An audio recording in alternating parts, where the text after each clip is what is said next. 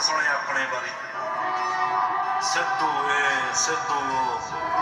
you can say what you want but don't forget